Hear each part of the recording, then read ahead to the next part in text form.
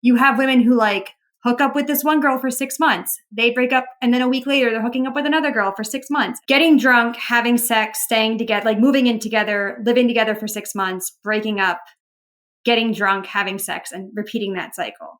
Wow. And a lot of that comes from the fact that like they don't believe they get a happy ending. You've had all these stories tell you there is no happy ending for you. You have institutes like the Gina Davis Institute with the tagline, if they can see it, they can be it. If all queer girls are seeing is death, insanity, and unhappiness, then they conclude that the answer is death, insanity, or unhappiness. Welcome to the Queerest podcast, your cosmic guide to the queer universe. Hosted by Andraé BVR, each episode takes you on an interstellar journey through queer culture, identity, and influence. From dismantling media tropes to exploring queer representation, we invite you to challenge norms and expand your horizons. So buckle up and set your phasers to fabulous. Close encounters of the queerest kind await.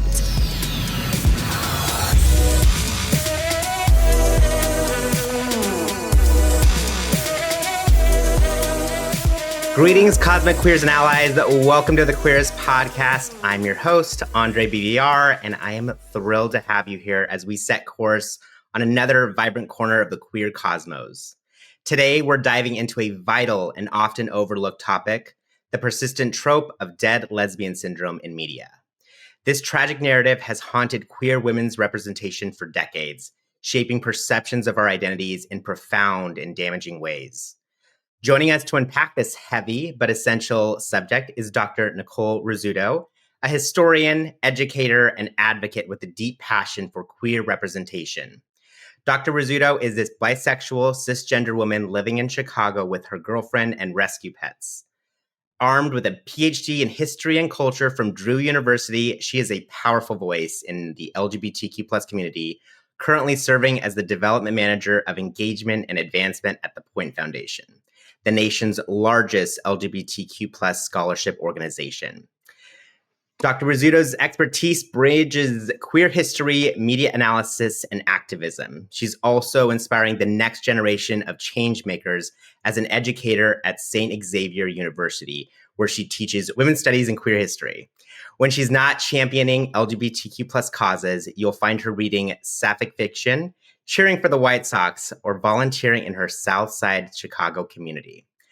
Dr. Rizzuto, welcome. It's an absolute honor to have you today to discuss this. I'm excited to dive into your work and explore the origins and impact of Dead Lesbian Syndrome and discuss how we can find a future filled with more inclusive and empowered queer narratives. Hello, hello. Hi, you make me sound so much better than the bio that I wrote. So you are so much better. You're amazing. Get out of here. Awesome. All right. So let's get started. I want to first talk about kind of the research and dissertation focus. By the way, it is a over 400-page dissertation for those that are curious, like amazingly detailed. So I want to start off by saying that. But I want to kind of go back to like the inception of this. Like, what inspired your focus on Dead Lesbian Syndrome, and how did your personal or academic background kind of shape the research? So when I was 10, they killed Xena. And I was bereft. I was bereft at the death of Xena as a 10-year-old. But I didn't know what it meant at the time. And there was an interview in 2001, and they were the writers and creators were like, we did right by Xena. We did the right thing. And reading it when I was in grad school and had like been exposed to hundreds of lesbian deaths, I was just like, wow, they really think they were special and not like just perpetuating a trope that had existed for 100 years. So it really started because I knew I wanted to do something on The Well of Loneliness by Radcliffe Hall. The Well of Loneliness is often considered the first English language lesbian novel. That's not entirely true. I mean, it's not really true at all, but I think it was the biggest one. So people are like, oh yeah, this is the first. And so I wanted to do something on that. I started that project my first semester in grad school. And it really drove home the importance of representation and like how representation influences how real life sapphic women live their lives. And I think what was most jarring for me is that like Radcliffe had a great life. Like Radcliffe Hall had a really great life. They had a woman who loved, I'm going to use they them pronouns for Radcliffe because Please, we love it. like their gender identity and expression is still up for debate, but they went by John with their closest friends. So I'm going with they them. So like they had a woman who loved them. They raised a kid together. Like the woman who loved them, Una, basically brought hell down upon the guy who tried to ruin Radcliffe's life before they wrote the book. And then, yes, they did lose their legal battle over the loneliness in England, but they did not lose it in the United States. And they made a ton of money off of selling the book in the US. So like they wrote this really tragic story where two lesbians die, not the two main characters, but two other lesbians die. And the two main characters do not get their happy ending.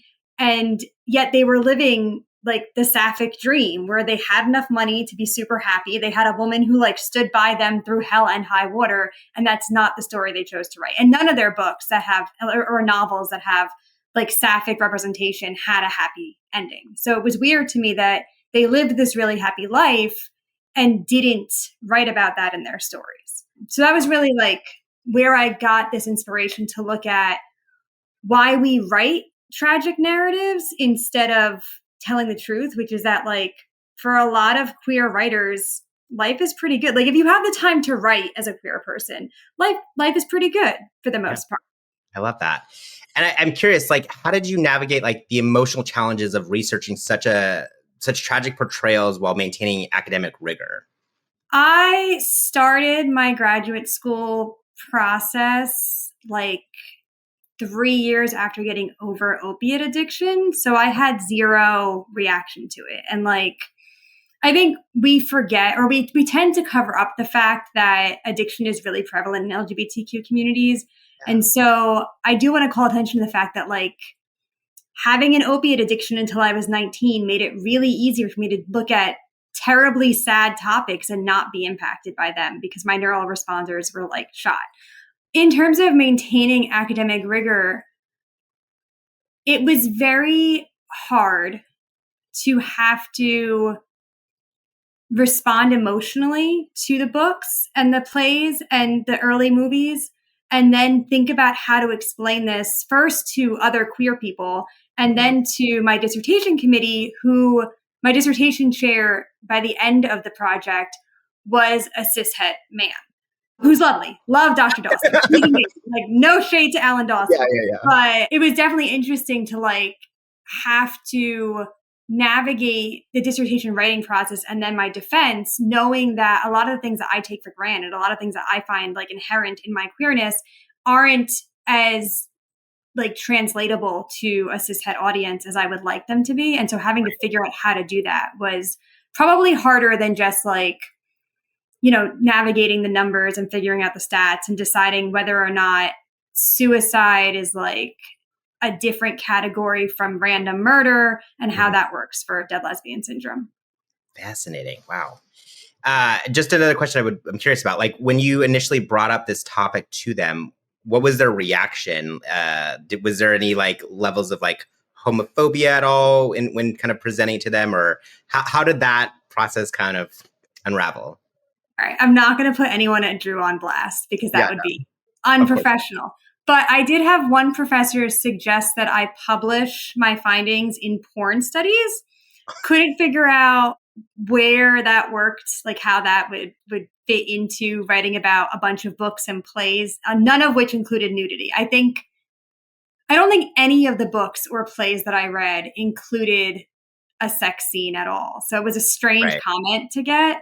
My initial dissertation chair is queer, and I believe she did her graduate research on Playboy. So like it was a lot easier to convince her to just be like, yeah, sure, that sounds like a great idea. Let's go with it. But then she left she was still on my dissertation committee, but she left the school as a full-time professor. So I had to find a new professor. And luckily Alan Dawson was just like, yeah, no, this sounds great. And it really, because my PhD is in history and culture, a lot of my research focused on anthropology, and he's an anthropologist. So it was easy to be like, look, this is what I want to do. I can map it onto symbolic anthropology. Like it really was in his field of interest. It just was a different group of people that we were analyzing. So I think it was easy to use the tools that he focused on, use the tools that he taught me, and then apply it to the queer community. Amazing. We love inspiring teachers who are, our collaborators and push us to do what we want to do in education. So that's amazing. So I would love to take a step back around kind of the historical context around Dead Lesbian Syndrome and kind of tap into like the historical and cultural factors that gave rise to Dead Lesbian Syndrome as a trope. And then how do these still resonate today? Do you think this is still pervasive? And would love your opinion on that. So my research did not include the German novels that were written like in the 1870s and 1880s. My German is good. It is not 500 pages of Dead Lesbian good. So my research is totally Anglo, very much Britain, the US, and a little bit of like the other settler colonies. From an American perspective, Dead Lesbian Syndrome really comes into existence after the heavy news coverage of the day that Alice Mitchell murdered Freda Ward in 1892. So in 1892, in January of 1892, Alice Mitchell attacks Freda Ward like in public, slits her throat, and leaves her body on the train tracks. And everyone's like, what in God's name just happened? And it turns out Alice Mitchell goes home, right? She commits the murder, goes home, tells her mom what happened. And her mom's like, well, we're going to the police. And so Alice's lawyers and attorneys put in a plea of insanity. And then they show everyone that Alice had written Freda like a ton of love letters. And there was even an engagement ring because the two women had decided they were going to run away together. And Alice was going to live as Alvin in a new state. And they were going to live as husband and wife. Freda, who was 17 at the time, went and lived with her other sister, like after this declaration was made, after the engagement was agreed upon. And the older sister was like, you're not marrying a woman. This is not appropriate. And so when Alice found out that Freda wanted to break off the engagement, she murdered Freda. And so that happens in 1892. Alice is, of course, found guilty. She's sent to live in the Tennessee Insane Asylum, where she eventually dies of either tuberculosis or suicide. The records are sketchy there. But 3 years later, there are 3 different novels that come out with lesbian characters. So in 1895, you have 3 novels come out with lesbian characters. In one of them, which is called Norma Trist, there is a hypnotist. That's what it is, right? No, hypnotist. There's a hypnotist. There's a hypnotist who is able to hypnotize the main character out of her lesbian attraction. And so she's saved through the power of hypnotism. Then there's the long arm, which is about an elderly woman who commits murder. And she does it because she's been in love with the woman that she killed forever. And then, she ends up like going to jail, obviously. And it's not told from her perspective. It's told from the perspective of the daughter of the people that the lesbian had murdered, right? So it's not even from the lesbian's perspective. And then there's the mysterious disappearance of Eugene Comstock, which is also written in 1895. And in that one, there's a dandy, right? Like a Robin Hood-esque character that no one's ever seen up close, who ends up being both the man leading the Robin Hood contingent trying to steal from the bank and one of the like women living in town. And she tells this story about how she was born a woman, but raised as a little boy because her dad always wanted a son. But then she escaped her overbearing mother as a young man and lived in Europe as a man for a while, and then came to the US and seduced a woman living as a man. But then it was found out that she wasn't a man. And then they moved to Maine. And in Maine, they lived as both Rosa, who was like the friend of one of the bank owners, daughters, and as the dandy, who is this like man leading the Robin Hood Fellowship. And she commits suicide they commit suicide because they feel like they're in this like, it's either prison or suicide at this point. And right before they commit suicide, they kill their horse, their faithful steed, whose name is Satan. So that's also that. So that happens in 1895. So in those 3 stories, you've got 2 dead lesbians and 1 hypnotized woman who may or may not be gay. We don't really know there. And that pretty much sets the stage for the next 100 years. Wow. I didn't know any of that information, like really amazing. And I'm curious to know, like, as it pertains to like censorship laws, like the Comstock laws, how did they reinforce these portrayals in early media? idea of the Comstock laws is that you can't mail anything obscene. But the word obscene doesn't really have a legal meaning in America. So we use like British common law to explain what obscene is, and also just the judge making a decision, really. So that the obscenity laws really prevent certain things from happening. It prevents you from mailing things out, which means if you're a book publisher, you can't mail out books that are ruled obscene because you can't use the mail system. It also shuts down in 1927, it shuts down a play called The Captive, which is supposed to premiere on Broadway, and obviously has nothing to do with the mail, so nothing to do with Comstock, but it does have to do with New York's obscenity laws. And basically the play it's about a husband and wife, but the wife is in love with an older woman. The older woman is dying. So we know at the end of the play that this older woman is going to die very soon. And you think, oh, well, the wife is obviously going to stay with her husband because her lover is going to die very soon.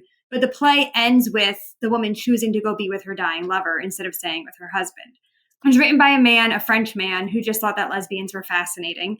And it was scheduled to be performed on Broadway in 1927. And like a week before opening day, the judge shut it down. What's interesting about it is that the actors who were in the play actually went to the courthouse and were like, we believe in this play. We believe in what it's saying. Like, we think these people deserve to be seen on stage. So really early, like 1927 activism by people who were not openly queer. Now they're in Broadway, who knows? But but they weren't openly queer. So you see some early like co-conspirators being like, hey, we wanted to play these roles. Like we've been practicing and rehearsing for months now. Like, let us do it. And the judge shut it down. A year later, The Well of Loneliness is published in England and pretty much immediately shut down because of a very concerted effort by the conservative press to prevent it from being circulated. It comes to the U.S. It's originally supposed to be published in the U.S. by Nope, and they pull out once this trial takes place in England. And so it's published by a smaller publishing house called Covici Fridi. So obviously like a random Italian man and a random Jewish man who are much more willing to be progressive than Nope is at the time. And so they decide to go to war. They're like, they actually they stage the selling of the book so that they can bring it to the New York judge because they believe that the New York judge is going to be more progressive than any other major city judge. And it just makes sense to like have this guy rule on it, have it be ruled not obscene, and then keep going. And because there's a heavy emphasis on like Catholicism in the book, because there's a heavy emphasis on friendship in the book, because there is no sexual act in The Well of Loneliness at all. The closest we get to a sexual act is a line in which the narrator tells us that the two women characters shared the same pillow.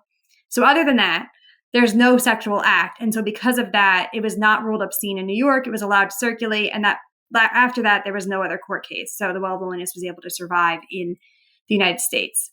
There aren't any other cases after that. It was much more like a conscious decision by people, both men and women and non-binary writers, choosing to self-censor to avoid having to go to court or internalizing their own lesbophobia that prevented them from believing that lesbian characters deserved a happy ending. And we don't really know where the mentality is coming from. Unfortunately, as deep as I dug, there's not very many like letters or reflections or diary entries from the people who were writing these books at the time. And the one person who did like document her writing process, Anne Bannon, who created Bewo Brinker, she creates a happy ending. So like we know why she did it. She had happy endings. She wanted to show a happy ending. Everyone else, there's not really much reflection that survived. Fascinating. And just, I'm curious. So there's often more unhappy endings than happy endings for lesbians in literature and media in general. What do you think that's the reasoning behind that? Is that a reflection of the culture condemning lesbianism, or how would you unpack that? I mean, there's definitely an intersectional thing going on here. It is both misogyny and queerphobia, right? It's the belief that, well, a gay man isn't taking a woman off the market. And so when we have this patriarchal scarcity mindset, there's very much this fear that a lesbian is going to take a good woman off the market. In many of these books, there's the lesbian predator and then the bisexual woman who starts the book with a man and either ends the book in an insane asylum, dead, or married to that man, right? The lesbian doesn't get to win in this story. My favorite novel from the 1930s is called Pity for Women, and it's by Helen Anderson, and it's really, really hard to find, but it does exist. And in it, the lesbian character, who is the main love interest, her name is Judith. She calls herself a thief in society and says that her crime is one for which there is no compassion, there's no remorse, and there's no redemption, because she's stealing a good woman from a good man. The book begins with the bisexual main character being in a relationship with a guy who seems pretty chill. Like, he seems like an okay guy. He's compared to another man who tries to sexually assault her. So, like, first guy tries to sexually assault her. This guy she's dating is super chill, not a rapist, so we like him. But then she finds Judith and falls in love with Judith. And Judith's like, I'm a thief. I'm stealing this woman from a good man. And that book ends with the bisexual main character becoming catatonic as she's about to say her marriage vows to Judith. So they have a cute little wedding ceremony, and Judith says her vows. And then she looks at the main character, and the main character has gone catatonic. I would love to kind of actually discuss now, looking at the impact of what Dead Lesbian Syndrome does to viewers and like the wider community. In your opinion, how do these tragic portrayals specifically affect young queer women or young queer people searching for representation? And in your understanding of it, what are the mental health implications that you've observed of Dead Lesbian Syndrome in general? So one of the best books for like understanding lesbian culture in the 30s, 40s, and 50s is Boots of Leather, Slippers of Gold, which is basically a compendium of oral histories from women who were in the Buffalo, New York bar scene at that time. And many of the women who mention books mention The Well of Loneliness. And there's very much like an emphasis on this book being the way in to queer culture for many of these women. So they're reading 400 pages-ish. Yeah, I want to say about 400 pages. The first 200 are about how much this tomboy likes her horse. Like, the love between the main character and her horse is probably better written than the love between the main character and any of the women that she ends up sleeping with. Oh, wow. So we love the horse. Yes. Love the horse. In fact, some of the contemporaneous reviews, like in the 1920s, were very focused on how much Stephen Gordon loved her horse. And then you have the next 200 pages in which this like perfect, adorable lesbian couple ends up with one partner dying of tuberculosis and then the other one hanging herself because she misses her girlfriend so much. And then in the end, the main character, Stephen Gordon, tells her girlfriend, Mary, that she cheated on her and to end the relationship because she realizes that she can't give Mary a kid. So the concept here is like every queer woman wants a child. I can't give Mary a child. Therefore, I am a failure as a partner. She should go be with my friend who's a man from Canada that Mary's like not really interested in. But he holds her when she finds out that Stephen Gordon has cheated on her, which is a lie. And so Stephen's like, and now they can be together. And then you have 3 pages of just Radcliffe Hall writing to straight audiences saying, you should care about us. So these early novels that these women are reading that they can get their hands on are tragic. They're very tragic. In the 1930s, there are 2 novels written by the same woman, Gail Wilhelm, where there's a happy ending. Every other lesbian novel at this time, there's not a happy ending. And I'm fairly confident that I read all the lesbian novels of the 1930s. There are 2 in which there is a happy ending. And they're also happy endings, but they're not framed as happy endings. They're framed as sad endings for the male main love interest. Right. It's Yep. a tragedy that these 2 women are happy together and this man lost his partner. So these are the stories that these women are reading. And then they're moving to Buffalo because it's a big city at the time. And because it's a big city, like there's jobs there and it's the Great Depression and then it's World War II. And these women either have the choice of getting a job or getting married and they don't want to get married to men. So they move to Buffalo.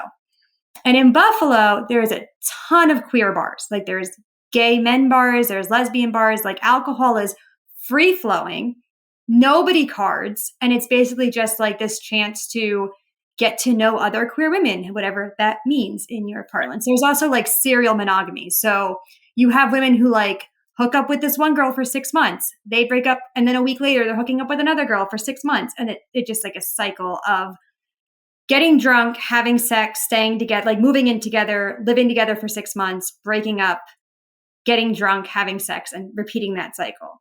Wow. And a lot of that comes from the fact that like they don't believe they get a happy ending. You've had all these stories tell you there is no happy ending for you. And so you might as well get your kicks in while you can. Alcohol numbs the pain. Sex is easy endorphins. And you can tell like if the honeymoon period is real, once those endorphins go away at month 6 to month 18, like they're gone. There's no long-term commitment there either because you don't believe that you deserve your happy ending. I am not a psychologist. I have not done like deep research into this, but you have institutes like the Gina Davis Institute with the tagline, if they can see it, they can be it. If all queer girls are seeing is death, insanity, and unhappiness, then they conclude that the answer is death, insanity, or unhappiness. And we know that like LGBTQ Americans suffer from depression at much higher rates than their cishet friends. So fascinating. Yeah. And I think like in general, it's like when you're told those type of, tropes over and over again, you start to believe it. And I think even today, like we're still combating that with media, whether it's books, shows, what have you. And it's like, if that's the message you keep getting, then that's the message you'll start to believe. And that's the power and impact of media and of representation, especially good representation for queer people. So totally see that. That's fascinating. So your research of lesbian novels often serves as travel guides for subcultures. How do these works shape community resilience despite their tragic themes? I think one of the things that most of these novels did really well was show the importance of having one gay friend, just like knowing that there's someone else out there who is like you. And we know that many of the letters that are written to queer writers at this time, people are like, oh, I live in Omaha, Nebraska, and I've never met anyone who has the same interests that I do. And this book told me that I wasn't alone. So there's definitely like this concept of imagined communities where you're not traveling to New York City to actually live it, but you're able to connect with that community through reading about it in this novel. It also told people, hey, if you move to New York City or Buffalo, New York, or, Los Angeles, you might find some other queer people in the bars there. So like pack your things and move out. And like, we know that is a trend that happens, right? Like every baby queer dreams of moving to New York or Los Angeles or Chicago. Listen, I grew up 10 minutes from New York. I didn't have to move here for queer community, but yes. So yeah, I think there's definitely like an emphasis on the importance of having one queer friend, but there's also an emphasis on the importance of alcohol in like making things easier for queer people. And I think we've all really internalized that. I mean, we all still go to gay bars all of the time. Like queer community is still built in gay bars.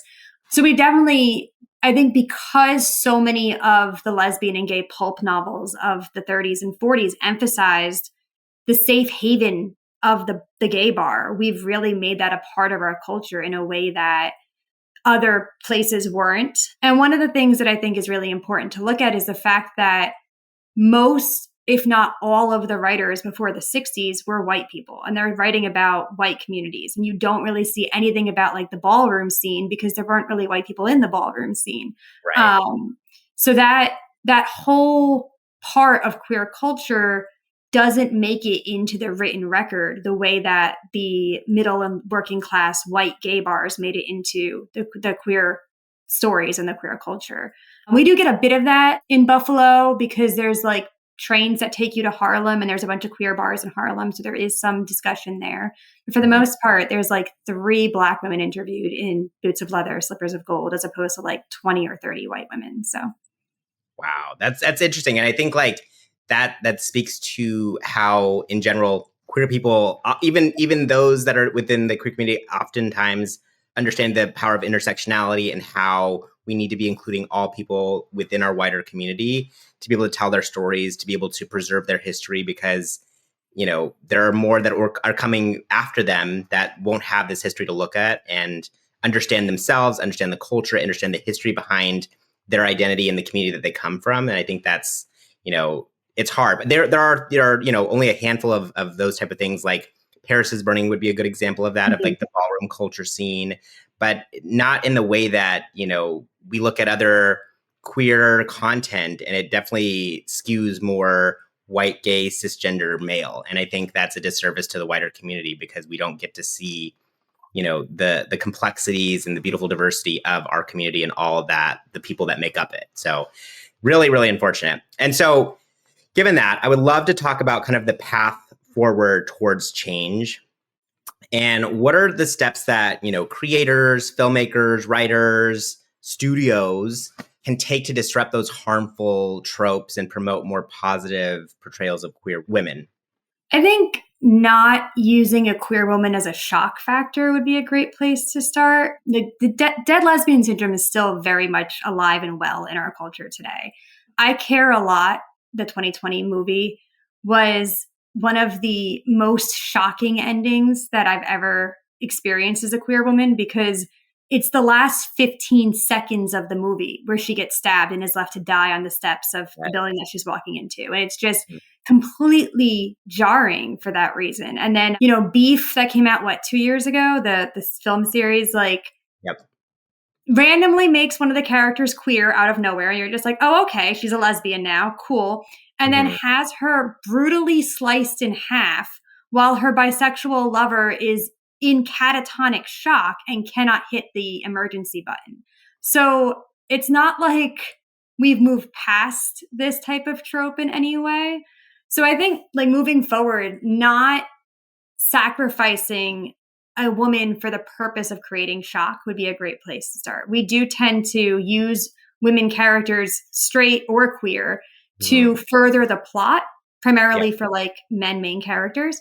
And if we recognize that women are people and they should be three-dimensional characters who can't be sacrificed for the plot, that would be a great place to start. I think also there needs to be more education for writers around the fact that Dead Lesbian Syndrome is a trope that has perpetuated the stories of lesbians for over a century now. We're talking 130 years at this point, and it is very specific to the experiences of queer women because I did a quantitative research study back in 2017 where I looked at all of the deaths that have been recorded of sapphic characters and of queer men characters.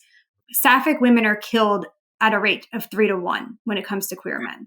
And that, I don't want any of the queer characters to die, but there definitely is a layer of misogyny that is here because the queer women are more likely to end up dead than the queer men are. And a lot of that comes down to the fact that writers want the bisexual to end up with a man. And for some reason, writing two lesbians is outside of their realm of possibility.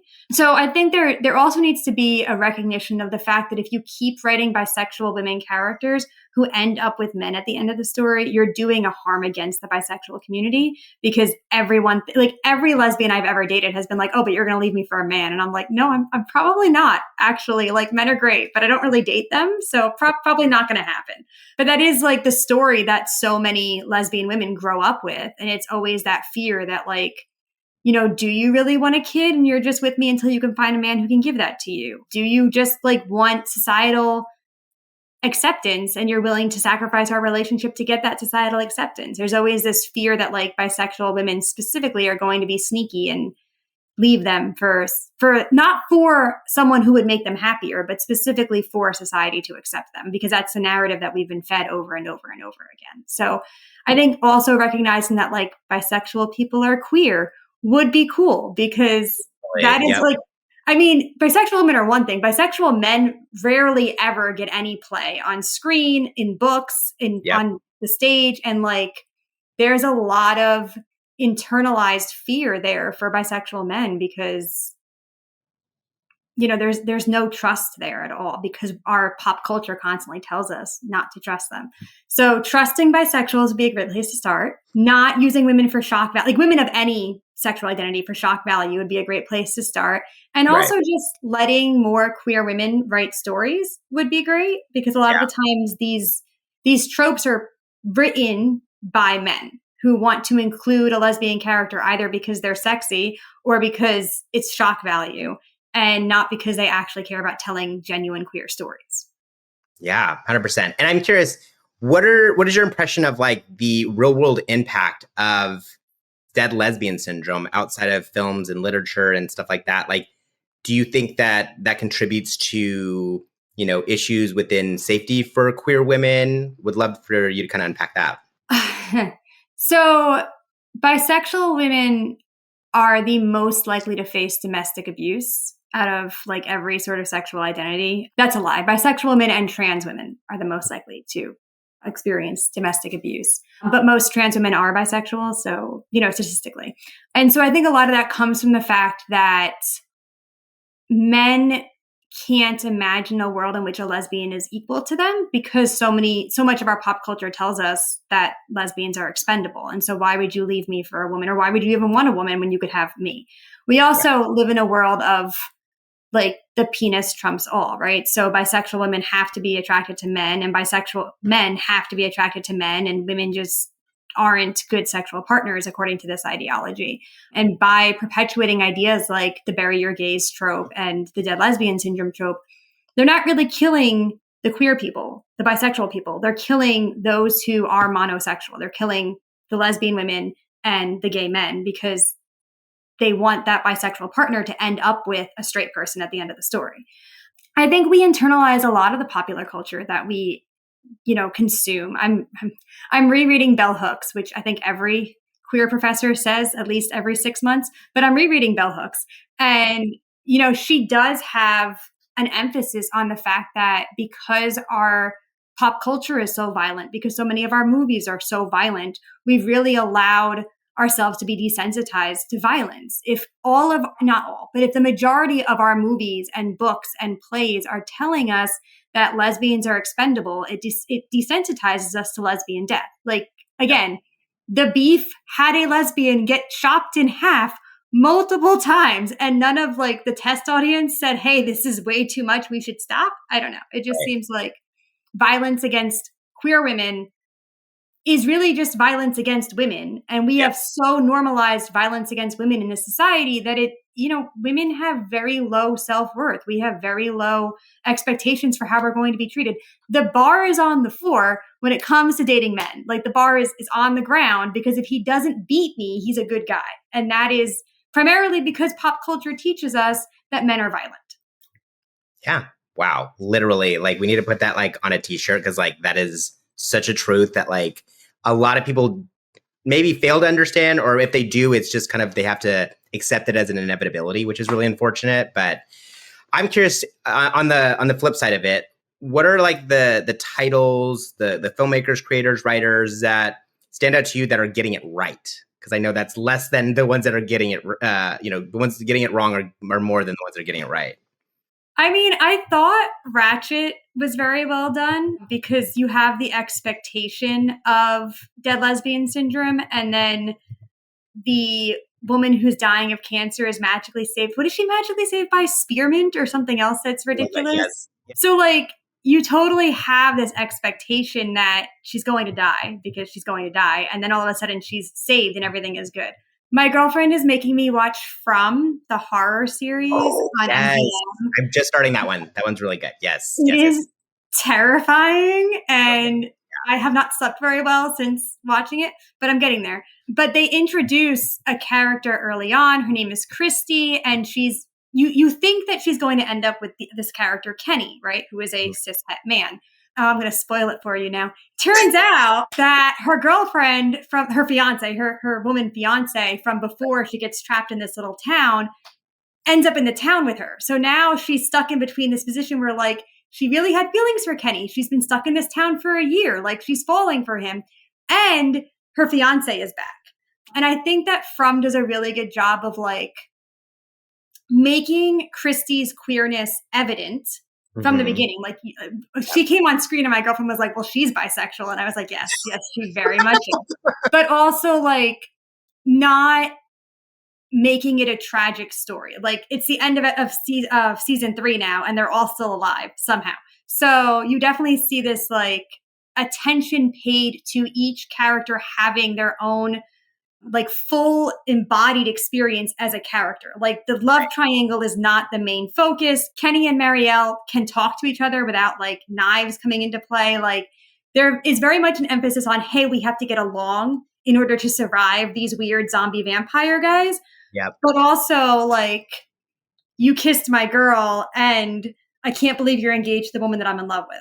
So there's definitely like growth and character development. And even if at this point, Christy or Marielle dies in the next season, they still did justice to making these women full characters who live in a world where everyone is dying. So if everyone is dying, tropes don't exist, right? Like we understand that if everyone dies in the universe, then Dead Lesbian Syndrome is just a part of the fact that everyone is dying.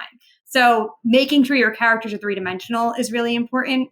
And then I loved Bottoms. Like I hate how much I love Bottoms. Yes, Bottoms. I love Bottoms. It was so cute. It was so cute. It's not like the type, like the genre of TV or movies that I usually watch, but like I love Punky Johnson. So there's that. But also like written and developed and directed by queer women, definitely focuses on like queer joy and the difficulties of getting through high school and, you know, what it means to just live life as a queer person who has a crush and like wants things to play out. I know that Arcane is really big right now, and so glad that Kate and Vi make it to the end, even if they both become cops. We're ignoring that. So Kate and Vi make it to the end, which is great. But I have this theory that I like introduced in my dissertation that I haven't really fleshed out much that I call transference, where it's transference is a word, but transference when it comes to Dead Lesbian Syndrome is this concept that the lesbian only gets to live because someone else has to be sacrificed for her to live. And I started this with Little Women, where Alcott has Beth die, Beth who is like the perfect, adorable cis-het baby sister, so that Jo can live her life. Because Jo isn't willing to get married. She isn't willing to like become a mother until Beth dies. And like everyone knows that Jo is queer.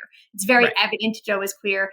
Alcott writes in their journal that Jo is queer. Like Jo was definitely the character that Alcott was projecting onto. And Alcott had a very non-binary view of their gender for 1865. So we know that Jo is queer in some way. And it's only through Beth's death that Jo is able to like get her life in order and move forward and do what she needs to do to survive in society. With Arcane, yes, Kate and Vi make it to the end, which is awesome, but Jinx has to sacrifice herself in order for Kate to be happy. From Jinx's perspective, there is no possibility of Kate being happy with both Vi and Jinx alive. And so Jinx sacrifices herself, although I do think she survived. I have dreams that Jinx survived. But she sacrifices herself so that her big sister can find happiness. And so, yes, great. Thank you for not killing the lesbians. But happy endings are possible. Like there is a chance. Autostraddle.com did research in 2017, 2018, where they looked at every sapphic character on television from 1976 until 2016. Mm-hmm. And they determined that only 10% of all lesbian characters got a happy ending.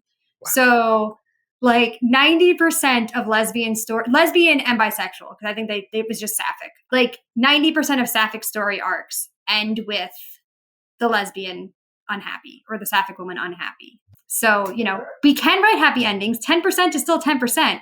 It's just that we're not writing them as much as we should be. Yeah. No, I remember one sapphic storyline that still haunts me is the love story of Willow and Tara on Buffy the Vampire Slayer, which I know is very common, but like, I love Buffy, first of all. It is like queer. It was part of my queer awakening in some ways. Like, and I think like that love story, because they took a character who originally was heterosexual for all intents and purposes in the first few seasons, and then that shift happened.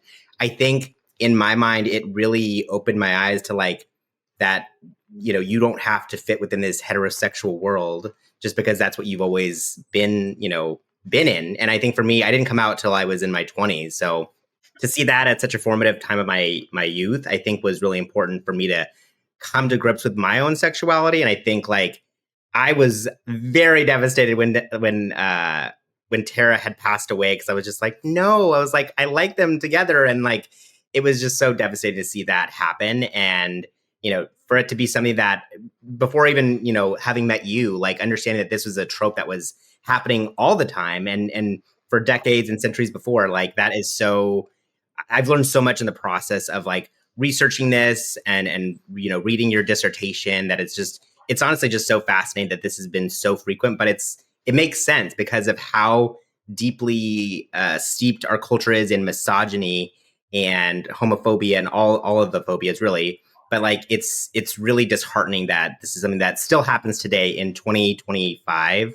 Like it's wild. Like we are so advanced and yet we are so not. You know what I mean? At the end of the day, so it's wild. Tara is killed. I didn't watch Buffy as a kid. I'm going to preface that because I know it's fine. But look, my queer awakening was Bring It On, because Eliza Dushku is everything. Anyway, also one of my best friends is Albanian, and he was like in love with her, so I'm also in love with her, but that's fine. But so Tara is killed by a random spell going wrong and like hitting her accidentally, right? And that's how she dies. I think it was a gunshot. It was a gunshot. Oh, okay. So it was a gunshot. So then in the 100, which I also didn't watch, I don't watch a lot of television in case you missed fair. it. That's okay. So in the 100, which is filmed in 2016. So in Tara dies in what? 01, 02, something like that, right around Xena's death. Early 2000s, yeah. Yeah. So 15 years later, the writers of the 100 kill off Lexa by having another random projectile like go for someone else and then just get batted away and kill this queer character, right? Yeah. And like this was I think it was an arrow like heard around the world. Like we had Klexicon because of it. We had the hashtag Stop Killing Fictional Lesbians because of it. Like it really set off people. But I had to invent a whole new category of death for the number of times that queer women were killed by random projectiles that were not aimed at them. I think it ended up being like at least 9 women out of the 217 I was looking at from the television series were killed from a random projectile that was not shot at them. And for me, it was this like karmic reckoning. Like you're such an evil person for being queer and for stealing a good straight woman, right? Because Willow was straight until she meets Tara. So there's definitely this like, you deserve to die, but we're not going to kill you directly. We're not going to blame anyone for your death. No one can be blamed for your death because it was a random projectile shot at someone else that ended up killing you. Yeah. Yeah. It's wild that is even like a common trope that they are using. Like you said, 10, 15 years later, like, let's get creative, folks. Come on. There's like, we don't need to first of all, we don't need to murder the lesbians, but also like, we can let them have a happy ending and like no projectiles anywhere. Like, and no cars. Oh my God, Andre, the number of times the first lesbian on television was killed 10 minutes after professing her love. She was in a show called Executive Suite in 1976. So she walks upstairs, tells this other girl that she's in love with her. And then the girl's husband shows up and attacks her. And she walks out into traffic and gets hit by an oncoming car, which is like a random car just hits her because she walks in the middle of the street. That's also how the main lesbian dies in the 1936 film Children of Loneliness.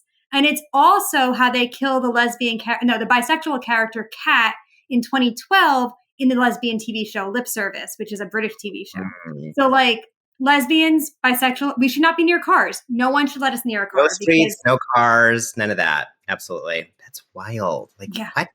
That's wild. Okay. So would love to talk about kind of the advice you have to emerging queer storytellers on how to champion authentic narratives that have a happy ending. I mean, I think the most important thing is to write from experiences that you're having. I mean, obviously like fantasy and sci-fi, super important. But one of the things that continuously frustrates me is that most of these sapphic writers had decent lives, had women who loved them, like had committed relationships that lasted much longer than 18 months. And yet the stories that they ended up writing were not happy. And yes, of course, like coming out is hard. Being queer in society is hard. Like I think most bisexual women will tell you, like it's difficult, but we have moments of joy, and writing about those moments of joy allows other young queer kids growing up to know that they will also have queer moments of joy. I know it's a hackneyed statement, but like write the stories that you needed as a kid. Yeah. I didn't need to watch Xena get shot with 1,000 arrows and then have her body dragged across the war, like the battlefield. That wasn't a thing I needed. I needed my hero to like be victorious and live a happy. They didn't kill Hercules, but they killed Xena. I mean, they killed Hercules multiple times, but they didn't end with killing Hercules. They ended with killing Xena. Like, just write the stories that make you feel joy. And I get it. As someone who like lives with depression and is an addict, I understand the desire to dive into the darker elements of human emotions, of queer identity, but we also need happy stories. So if you're going to write a happy story or two, or write a story like Ratchet, where it's not a happy story at all, but neither the lesbians die at the end.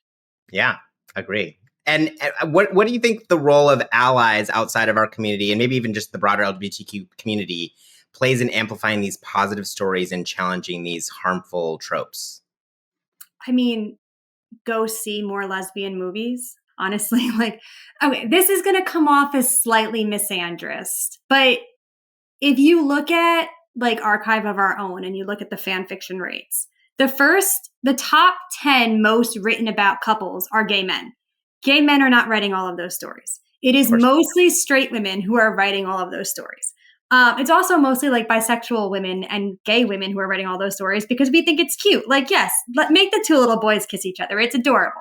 But you don't see the same love for lesbian couples. You don't see that type of like allyship from the straight community around lesbian couples. And maybe it's because all the straight men just want to watch lesbian porn and they don't want to write cute stories about lesbians.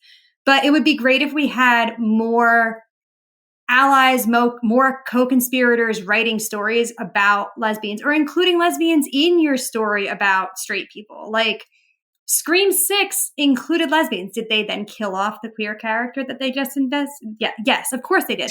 But they had a queer storyline written as like side characters to this straight story. I'm okay with being a side character if it means that I get some sort of visibility, full stop, right? But yeah, I mean, just like go and see more sapphic movies because Heartstopper like topped charts and Love Lies Bleeding did not top. Was Love Lies Bleeding a good movie? Not really, but it was there and I watched it because if we don't, I tell my girlfriend this all the time, if we don't watch the bad movies, there will never be enough of a demand to create good movies, right?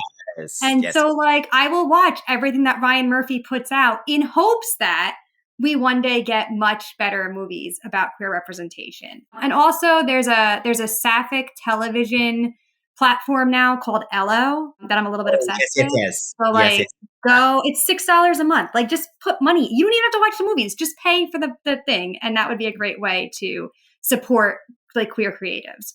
As ridiculous or as like overplayed as it is, you vote with your dollar, right? As consumers in a capitalist society, the way that we show support for people is by consuming the art that they create. So the more there is a demand for sapphic love stories, for sapphic adventure stories, for sapphic fantasy, like the greater the chance that we will have happy endings. Yeah. Boom, mic drop on that one. That was great. Awesome. Okay, let's go into our compulsory questions. This is more of kind of like just very quick answers, although you're absolutely welcome to add some context because we love context here. So my first one is, what is your go-to, in parentheses, queer anthem that never fails to get you pumped? So my favorite song that plays on repeat all the time is Float by Janelle Monáe. I am obsessed with that. Like as a bisexual polyamorous woman, I am obsessed with that song. And I know every word. I quote it in class all the time. My sweet little Zoomer students are like, yeah, but you won't sing it like she does. And I'm like, no, because I'm white and I will screw it up. But I can quote every line. I love that. If your LGBTQ plus identity came with a warning label, what would it say? So probably polyamorous, bisexual, Libra, fall in love with caution because I can't make a decision. So why do you have to make a decision? That's the spice of life. Exactly. I can just have everything, can't I? I don't understand. Exactly. Yeah. Who says? If you could have a queer superpower, what would it be? Probably the ability that Professor X has in X-Men, where he like builds Cerebro and he can find all the cute little baby mutants and bring them home. Like, I just want to be able to find all the cute little queer kids and bring them home so that they grow up in safe environments. That is my dream. Like, I just want to find them. That. Oh my gosh, that would be a really good movie. And there's all the metaphors with X-Men of like queerness and being outsiders. So if we really turned up the queerness of it, I think it would be a really good series. What is your favorite piece of queer content right now that you're reading, consuming? I know you don't watch a lot of shows, but would love to hear anything, even a book that you're reading that you would recommend for people to read or tune into. I really loved Wild Geese by Sula Emanuel. It's a novel that came out last year. The Stars Too Fondly by Emily Hamilton is also a great book. Loved that. It's a sapphic space story. And then, because I'm from Jersey and I grew up outside of Newark, Cycles by Jasmine Mans is probably the greatest like performance art, spoken word poetry video mashup I've ever seen. And it's free, so that makes it even better, right? But yeah, Jasmine Mans, queer Black artist from Newark, Cycles is my favorite thing. I love that. And then the last question is, if you could give your younger queer self a piece of advice, what would it be? Probably to not be afraid to like the people that I liked. I think I was constantly like vacillating between saying I was straight and saying I was a lesbian and saying I was straight and like being afraid to like talk to guys because I didn't want to be inauthentic to my queerness. And now I'm just like, you could have saved a lot of heartache if you just like hooked up with the guy you wanted to hook up with. So yeah, good for you. I love that.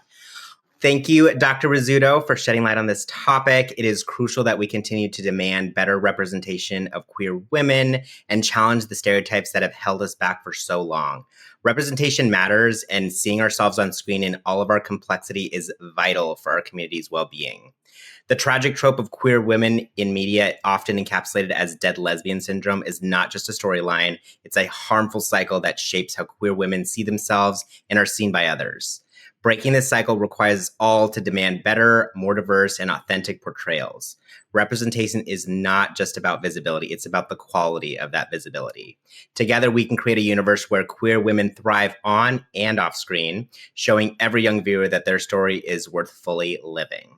Thank you so much again for joining me on the Queerest podcast, Dr. Rizzuto. It has been such a pleasure. You're brilliant, you're amazing, and I'm so grateful to have had this conversation with you. Thank you, Andre. And that's a wrap for this episode of the Queerest podcast. Thank you for joining us on this cosmic journey through the queer universe. If today's conversation resonated with you, be sure to like, subscribe, and share it with your chosen family. Your voice helps grow the queerest community. Until next time, stay curious.